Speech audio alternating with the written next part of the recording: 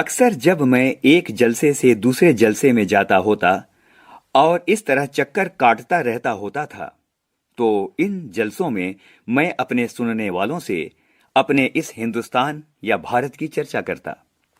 भारत एक संस्कृत शब्द है और इस जाति के परंपरागत संस्थापक के नाम से निकला हुआ है।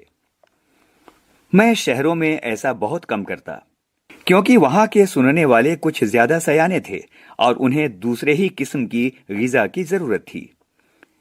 लेकिन किसानों से, जिनका नजरिया महदूद था, मैं इस बड़े देश की चर्चा करता, जिसकी आजादी के लिए हम लोग कोशिश कर रहे थे, और बताता कि किस तरह देश का एक हिस्सा दूसरे से जुदा होते हुए भी हिंदुस्तान एक था।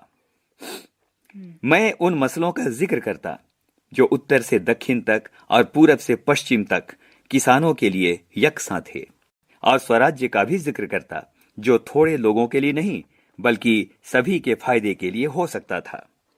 मैं उत्तर पश्चिम में खैबर के दर्रे से लेकर धुर दक्षिण में कन्याकुमारी तक की अपनी यात्रा का हाल बताता और यह कहता कि सभी जगह किसान मुझसे एक से सवाल करते, क्योंकि उनकी तकलीफें एक सी थीं, यानी गरीबों, कर्जदारों, पूंजीपतियों के शिकंजे, जमींदार, महाजन, कड़े लगान और सूद, पुलिस के जुल्म। ये सभी बातें गुंथी हुई थी उस ढड्ढे के साथ जिसे एक विदेशी सरकार ने हम पर लाद रखा था, और इनसे छुटकारा भी सभी को हासिल करना था। मैंने इस बात की कोशिश की कि लोग सारे हिंदुस्तान के बारे में सोचें और कुछ हद तक इस बड़ी दुनिया के बारे में भी, जिसके हम एक जुज हैं। मैं अपनी बातचीत में चीन, स्पेन, अबिसीनिया, मध्य यूरोप, मिस्र और पश्चिमी एशिया में होने वाले कशमकशों का जिक्र भी ले आता। मैं उन्हें सोवियत यूनियन में होने वाली अचरज भरी तब्दीलियों का हाल भी बताता और कहता कि अमेरिका ने कैसी तरक्की की है। यह काम आसान न था, लेकिन जैसा मैंने समझ रखा था वैसा मुश्किल भी न था। इसकी वजह यह थी कि हमारे पुराने महाकाव्यों ने और पुराणों की कथा कहानियों ने, जिन्हें वे खूब जानते थे, उन्हें इस देश की कल्पना करा दी थी। और हमेशा कुछ लोग ऐसे मिल जाते थे जिन्होंने हमारे बड़े बड़े तीर्थों की यात्रा कर रखी थी, जो हिंदुस्तान के चारों कोनों पर हैं। या हमें पुराने सिपाही मिल जाते जिन्होंने बड़ी जंग में या धावों के सिलसिले में विदेशों में नौकरियां की थीं।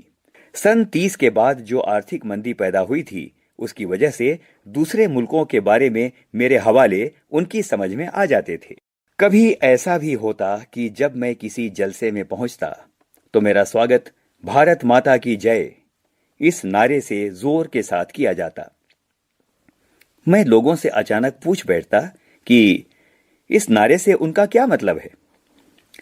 यह भारत माता कौन है जिसकी वे जय चाहते हैं?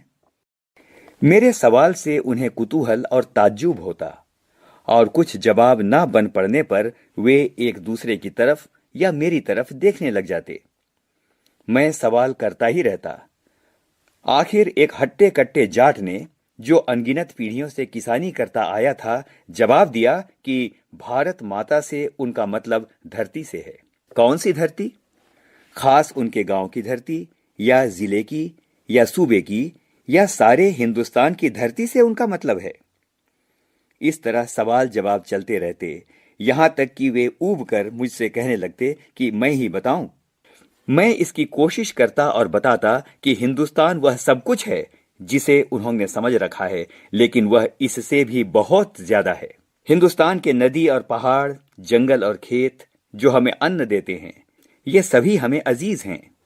लेकिन आखिरकार जिनकी गिनती है वे हैं हिंदुस्तान के लोग, उनके और मेरे जैसे लोग जो इस सारे देश में फैले हुए हैं। भारत माता दरअसल यही करोड़ों लोग हैं, और भारत माता की जय से मतलब हुआ इन लोगों की जय का। मैं उनसे कहता कि तुम इस भारत माता के अंश हो। एक तरह से तुम ही भारत माता हो। और जैसे जैसे ये विचार उनके मन में बैठते, उनकी आंखों में चमक आ जाती, इस तरह मानो उन्होंने कोई बड़ी खोज कर ली हो।